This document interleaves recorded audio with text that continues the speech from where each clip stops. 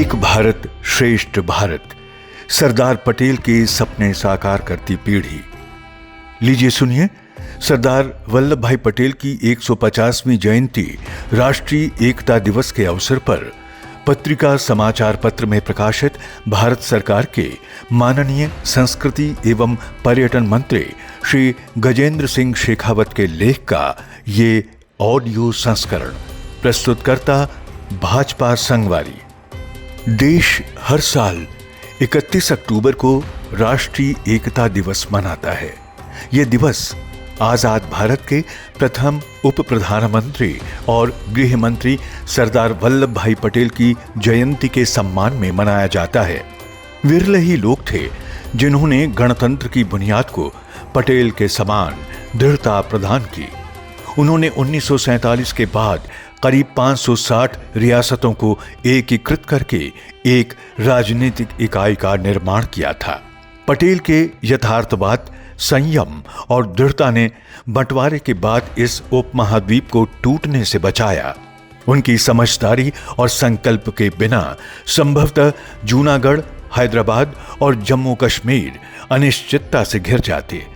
एकता के जिस विचार का उन्होंने समर्थन किया था उसमें एक रूपता कतई नहीं थी। ये विचारों और दिलों का एक ऐसा संग था जो साझा विरासत के सूत्र से बंधा था। यही विश्वास बढ़ती विविधताओं और नई आकांक्षाओं से घिरे मौजूदा दौर में भी भारत का सहारा बना हुआ है। साल 2014 में पटेल के जन्मदिन को राष्ट्रीय एकता दिवस के रूप में मनाने का निर्णय इस बात की स्वीकारोक्ति है कि एकता कोई स्थापित तथ्य नहीं है, बल्कि ये देश को नया बनाने का निरंतर कार्य है। एकता नगर में 182 मीटर ऊंची स्टैच्यू ऑफ यूनिटी, जो पटेल की राष्ट्र निर्माण की विरासत को अपने आप में भव्य श्रद्धांजलि है, इस वर्ष उनकी 150वीं जयंती विशेष कार्यक्रमों के आयोजन के साथ मनाई जाएगी। सांस्कृतिक झांकियां, राज्यों की झांकियां और 900 से ज्यादा कलाकारों की प्रस्तुतियां इस विचार का कीर्तिगान करेंगी कि भारत की शक्ति उसकी अनेक आवाजों के एक स्वर में बोलने में निहित है। एक ऐसे देश में जहां भाषाएं, आस्थाएं और लोक परंपराएं बहुतायत में सह अस्तित्व में हैं, वहां संस्कृति लंबे समय से एकता का सबसे मजबूत बंधन रही है। संस्कृति मंत्रालय के अंतर्गत आने वाले संस्थान क्षेत्रीय सांस्कृतिक केंद्रों से लेकर राष्ट्रीय संग्रहालयों तक विरासत को सभी लोगों तक पहुंचाने का काम करते हैं और ये सुनिश्चित करते हैं कि कोई भी क्षेत्र स्वयं को राष्ट्रीय गाथा से अलग महसूस न करे। एक भारत श्रेष्ठ भारत कार्यक्रम राज्यों व केंद्र शासित प्रदेशों को भाषा, खान पान व कला के आदान प्रदान के लिए एक दूसरे से जोड़कर इस भावना को संस्थागत रूप देते हैं। जब महाराष्ट्र के छात्र बिहू सीखते हैं या असम के युवा कलाकार पुणे में लावणी पेश करते हैं, तो वे पटेल के इस विचार का पालन करते हैं कि एक दूसरे को जानना ही एक साथ खड़े होने का पहला कदम है। पर्यटन भी एकता का एक माध्यम है। देखो अपना देश अभियान और उन्नत इनक्रेडिबल इंडिया डिजिटल प्लेटफॉर्म नागरिकों को पंजाब के स्वर्ण मंदिर से लेकर केरल के बैक वाटर्स तक, असम के चाय बागानों से राजस्थान के रेगिस्तानों तक अपने देश की यात्रा करने के लिए प्रेरित करते हैं।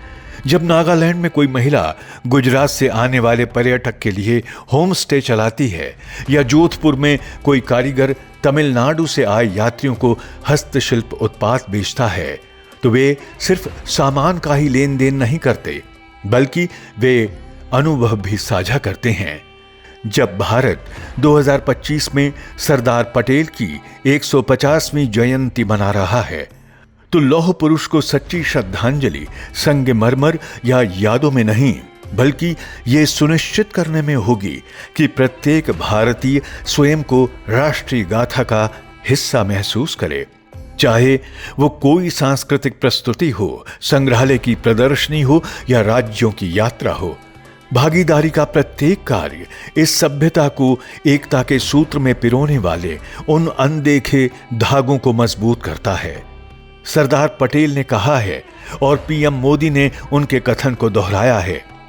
एकता भारत की नियति का साधन और लक्ष्य दोनों है। एक भारत श्रेष्ठ भारत, सरदार पटेल के सपने साकार करती पीढ़ी। आप सुन रहे थे सरदार वल्लभ भाई पटेल की 150वीं जयंती के अवसर पर पत्रिका समाचार पत्र में प्रकाशित भारत सरकार के माननीय संस्कृति एवं पर्यटन मंत्री श्री गजेंद्र सिंह शेखावत के लेख का ये ऑडियो संस्करण। प्रस्तुतकर्ता भाजपा संगवारी।